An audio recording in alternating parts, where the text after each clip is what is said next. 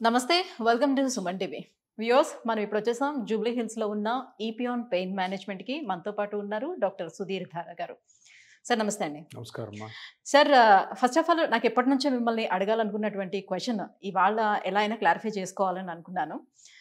వైద్యో నారాయణో హరి అంటారు.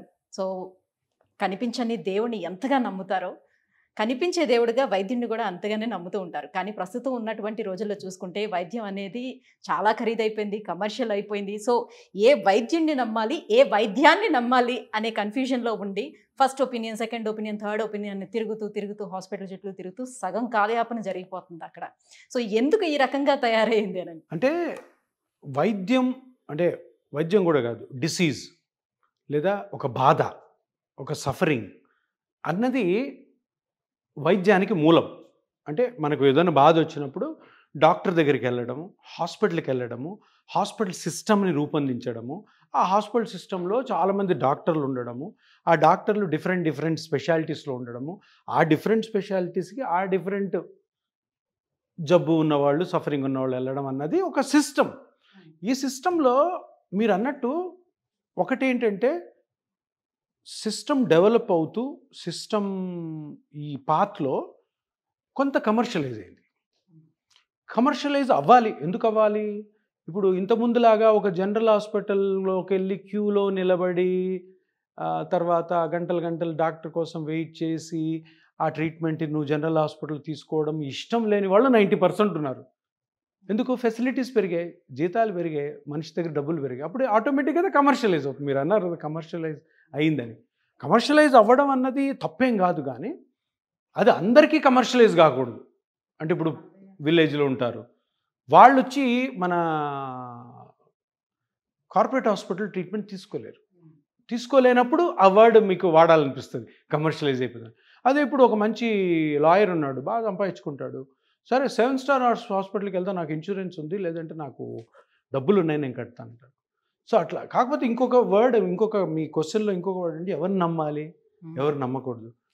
అలాగే ఏ ట్రీట్మెంట్ని నమ్మాలి, ఏ ట్రీట్మెంట్ని నమ్మద్దు, డిఫరెంట్ సిస్టమ్స్ ఉన్నాయి. అలోపతి ఉంది, ఆయుర్వేదిక్ ఉంది, హోమియోపతి ఉంది, సిద్ధ ఉంది. ఇవన్నీ కూడా ఎన్ఎంసి రికగ్నైజ్డే, నేషనల్ మెడికల్ కౌన్సిల్ రికగ్నైజ్. అన్నిటికీ మెడికల్ కాలేజీలు ఉన్నాయి, అన్నిటికీ మెడికల్ కాలేజ్ పర్మిషన్స్ ఉన్నాయి, అన్నిట్లో స్టూడెంట్స్ ఉన్నారు. ఇవన్నిటిని ఆ కౌన్సిల్ రికగ్నైజ్ చేస్తుంది. వాళ్ళకి సెపరేట్ కౌన్సిల్స్ ఉన్నాయి. అంటే అన్ని కౌన్సిల్స్ ఉన్నాయంటే అన్నిటిలో కూడా సైన్స్ ఉంది కాబట్టి ఇండియా అన్నిటిని రికగ్నైజ్ చేస్తుంది. ఎవరినన్నా నమ్మొచ్చు. ఇక్కడ పాయింట్ ఏంటంటే నమ్మకం. ఇప్పుడు అందరూ ఏమనుకుంటారు, allopathy doctors ayurvedic plus homeopathy అవి వాటిలో సైన్స్ లేదు అని అనుకుంటారు. అది తప్పది. దాంట్లో సైన్స్ ఉంది కాబట్టే మనకి ఇండియన్ కౌన్సిల్స్ అన్నీ కూడా రికగ్నైజ్ చేసే చాలామంది పేషెంట్స్ వెళ్తున్నారు. అలోపతి డాక్టర్స్ ఏమనుకుంటారు, ఎక్కువ పేషెంట్స్ అలోపతికి వస్తున్నారు అనుకుంటారు. తప్పది. చాలామంది పేషెంట్స్ హోమియోకి, చాలామంది పేషెంట్స్ ఆయుర్వేదిక్ కూడా పోతారు. ఎందుకు? నమ్మకం. మనకి ఫస్ట్ నుంచి స్టార్టింగ్ నుంచి ఉన్నది ఆయుర్వేదమే కదా, మనకున్న వైద్యం అదే కదా అని వాళ్ళు చెప్తారు. ఆయుర్వేదిక్, హోమియోపతి, సిద్ధ ఇవన్నీ కూడాను అప్రూవ్డ్ మెడికల్ స్పెషాలిటీస్. ఒకరికొకరు పడదంతే. ఆయుర్వేదిక్ అంటాడు మా దాంట్లో న్యాచురల్ ట్రీట్మెంట్ ఉంది, మా దాంట్లో సైడ్ ఎఫెక్ట్స్ ఉండవు. అలోపతిలో వాళ్ళు కెమికల్స్ వాడతారు కాబట్టి సైడ్ ఎఫెక్ట్స్ ఉంటాయి, సర్జరీస్లో సైడ్ ఎఫెక్ట్స్ వస్తాయి. మా దాంట్లో అవసరం లేదు, కొంచెం స్లోగా ట్రీట్ అయినా కానీ మంచిగా ట్రీట్ అవుతుంది. హోమియోపతి కూడా వాళ్ళ వెర్షన్ వాళ్ళది. ఇప్పుడు మనం పాయింట్ ఏంటంటే ఏది నమ్మాలి, ఏది నమ్మకూడదు అన్నదానికి ఆ పేషెంట్ యొక్క నమ్మకాన్ని బట్టి ఉంటుంది. ఇప్పుడు ఎంతోమంది, ఇప్పుడు మోకాలు ట్రీట్ చేస్తాను నేను, ఆపరేషన్ లేకుండా ట్రీట్ చేస్తుంటాను. ఆ ట్రీట్మెంట్లో నేను తీసుకున్న రీసెర్చ్లో 100 మంది ఇప్పుడు జూబ్లీ హిల్స్లో మోకాళ్ళ నొప్పితో బాధపడుతుంటే 60-70 మంది ఆయుర్వేదిక్ హోమియోపతికి వెళ్తారు. అలోపతికి వచ్చేది 30 మందే. అలోపతి డాక్టర్స్ ఏమనుకుంటారు, మొత్తం మన దగ్గరికి వస్తున్నారు, చాలా తక్కువ మంది. ఎందుకంటే ఈ అలోపతి డాక్టర్స్కి వాళ్ళ మీద నమ్మకం ఉండదు. కానీ యాక్చువల్గా చూస్తే ఎక్కువ మంది మోకాళ్ళ నొప్పులతో కానీ ఇతరత్ర జాయింట్ నొప్పులతో బాధపడేవాళ్ళు ఫస్ట్ చూసేది ఆయుర్వేదిక్ హోమియోపతిని. అంటే ఆయుర్వేదిక్ హోమియోపతిని తీసిపారేలేము. అట్లనే అలోపతి ఏదో చాలా సూపర్ అని కూడా చెప్పలేము. ఎవరి నమ్మకం వాళ్ళది. ఎవరి నమ్మకం? పేషెంట్ నమ్మకం అది.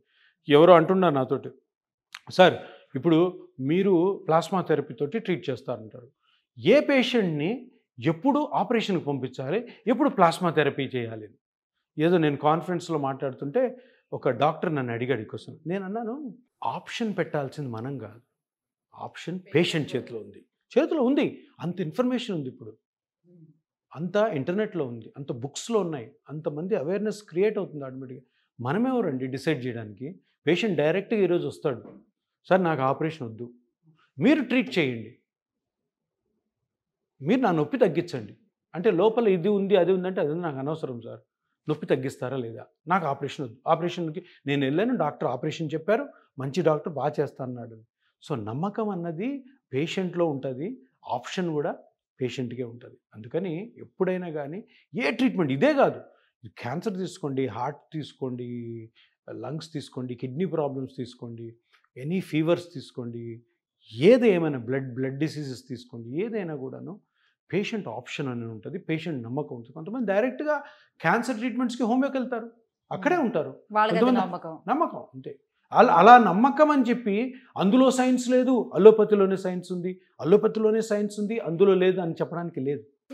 ఇప్పుడు ట్రీట్మెంట్స్లోని కొత్త కొత్త విధానాలు అన్నీ కూడా అందుబాటులోకి వస్తున్నాయి. సో వైద్యం కూడా అభివృద్ధి చెందుతూ నెమ్మదిగా వస్తుంది, మంచి పరిణామమే.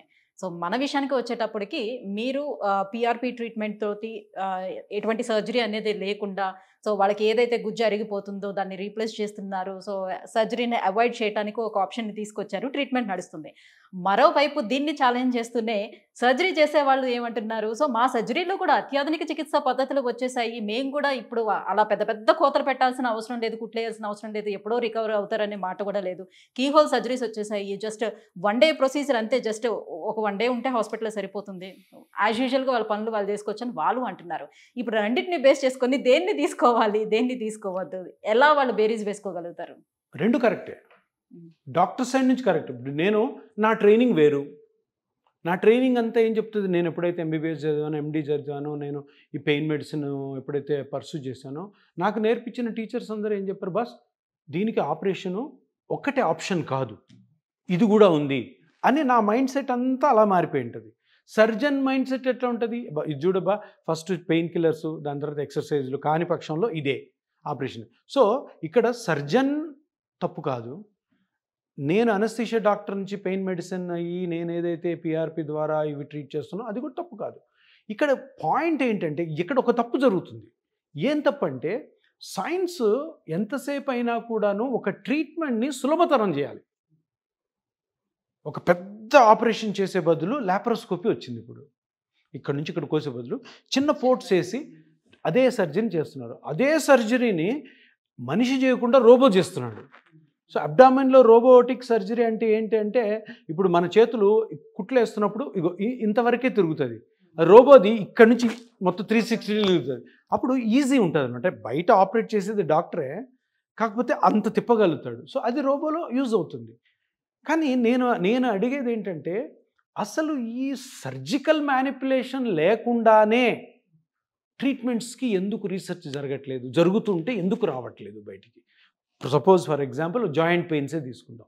ప్రతి హాస్పిటల్లో కూడా జాయింట్ పెయిన్స్కి సర్జరీ, డిఫరెంట్ సర్జరీ, ఆ సర్జరీ, ఈ సర్జరీ, రోబోటిక్, లేదంటే ఆర్టిఫిషియల్ ఇంటెలిజెన్స్, ఇంకా వేరే టెక్నిక్స్లో సర్జరీ చెయ్యాలే అంటున్నారు. కానీ అరే సర్జరీ అవసరం లేకుండా సింపుల్గా ఇంత టెక్నాలజీ వచ్చింది, ఇంత సైన్స్ వచ్చింది, ఆర్టిఫిషియల్ ఇంటెలిజెన్స్ వచ్చింది, ఎన్నెన్నో రీసెర్చ్ జరుగుతున్నాయి. సర్జరీ లేకుండానే ఈ జాయింట్ పెయిన్స్కి ఒక ఫుల్ స్టాప్ పెట్టే ప్రాపర్ రీసెర్చ్ ఎందుకు జరగట్లేదు?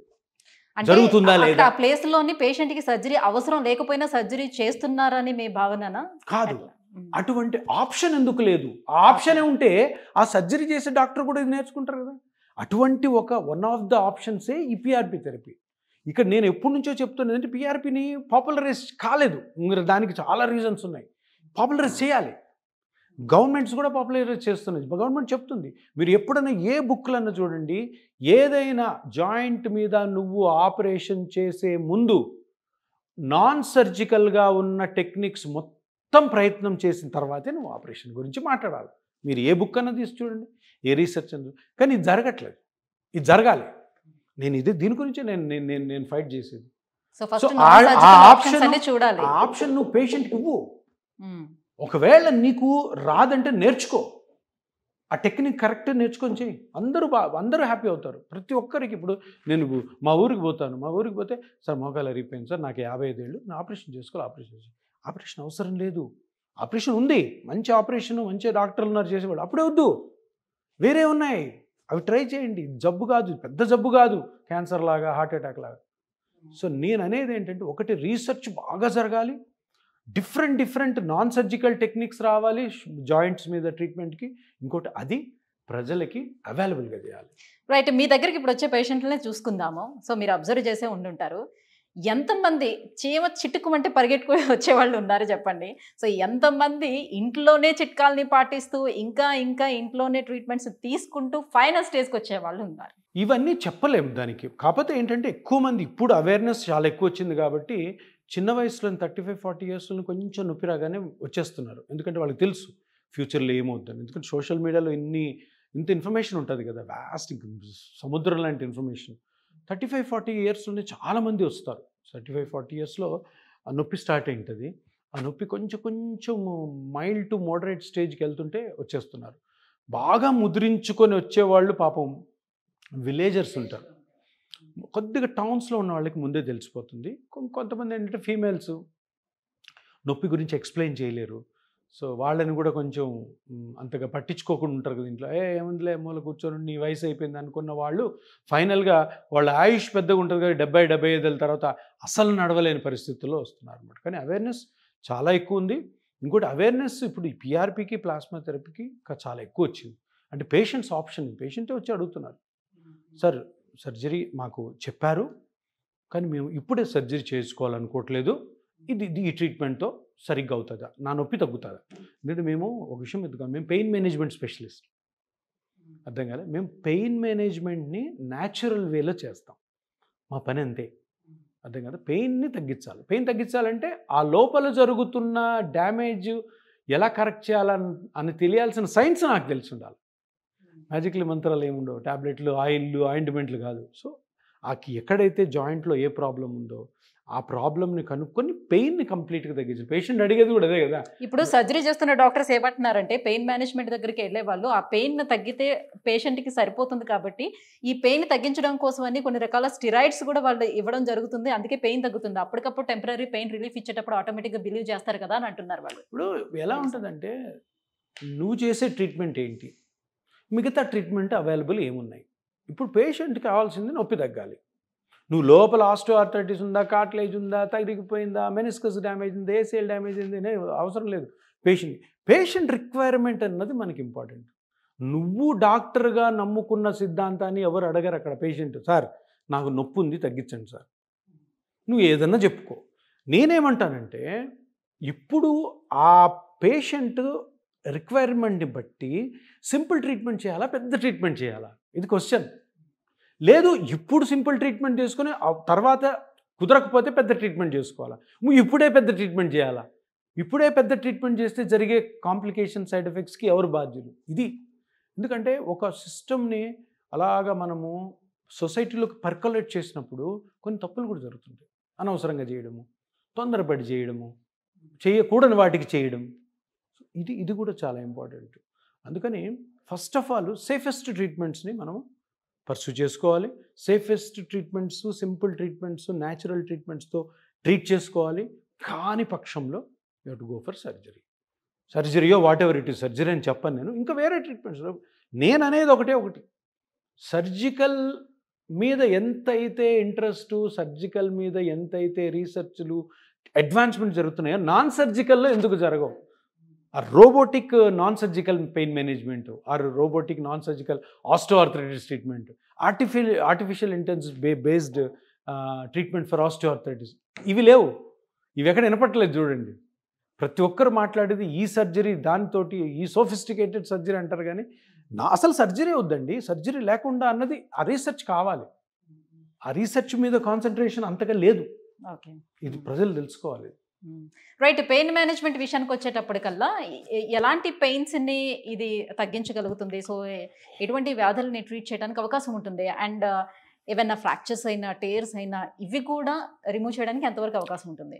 మీరు టేర్స్ అన్నారు కాబట్టి మోకాల్లో ఒక కామన్నెస్ట్ కండిషన్ నేను చెప్తాను, ఏసీఎల్ అని ఉంటుంది. యాంటీరియర్ క్రూషియేట్ లిగమెంట్ అది. దెబ్బ తగిలింది, 35 ఇయర్స్, కింద పడ్డాం, మోకాలు దెబ్బ తగిలింది. దాంట్లో కొంచెం స్వెల్లింగ్ వస్తుంది, పరిగెత్తుకొని వెళ్ళి ఎంఆర్ఐ చేసేసుకుంటాం. ఎందుకంటే స్వెల్లింగ్ రావడం, నొప్పి ఉండడంతో భయపడతాం మనం. సో నిన్న మొన్న తగిలిన దెబ్బకి ఎన్నో చేంజెస్ ఉంటాయి లోపల. ఉంటాయా? బ్లడ్ అక్యుములేట్ అయి ఉంటుంది, సాఫ్ట్ టిష్యూ ఇంజరీ అయి ఉంటుంది, బోన్ ఫ్రాక్చర్ అయి ఉండొచ్చు, లిగమెంట్స్ ఫ్రాక్చర్ అయి ఉండొచ్చు, లిగమెంట్స్ కట్ అయి ఉండొచ్చు.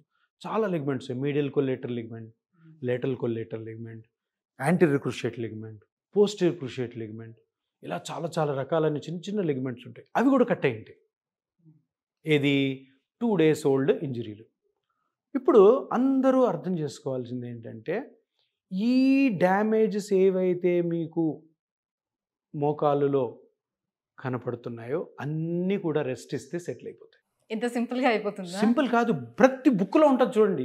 6 వారాలు 6 వారాలు రెస్ట్ ఇస్తే ఏదైనా దెబ్బ తగిలింది అన్ఫార్చునేట్గా, ఏసీఎల్ టేరు హీల్ అయిపోవచ్చు, లిగమెంట్స్ కొలేటరల్ లిగమెంట్స్ హీల్ అయిపోవచ్చు, పీసీఎల్ హీల్ అయిపోవచ్చు, మెనిస్కస్ హీల్ అయిపోవచ్చు, నీ హిమార్థ్రోసిస్ అంటాం, జాయింట్లోకి బ్లడ్ కలెక్ట్ అయింది, అది వెళ్ళిపోతుంది, సాఫ్ట్ టిష్యూ ఇంజరీస్ వెళ్ళిపోవచ్చు. అంటే సైన్స్ ఏం చెప్తుంది అంటే, బస్ ఏం చేయొద్దు, వెయిట్ చేయి, ఇమ్మొబిలైజ్ చేసి కాలు ఎక్కువ కదిలించకుండా రెస్ట్ తీసుకో. పెద్ద ఇంజరీ అయింది, ఇప్పుడు ఏం జరుగుతుంది, అక్కడ ఏసీఎల్ టేర్ అని ఉంటుంది, టక్కని సర్జరీ. అది లేదు, చేయకూడదు, వెయిట్ చేయాలి, వెయిట్ చేసి తర్వాత.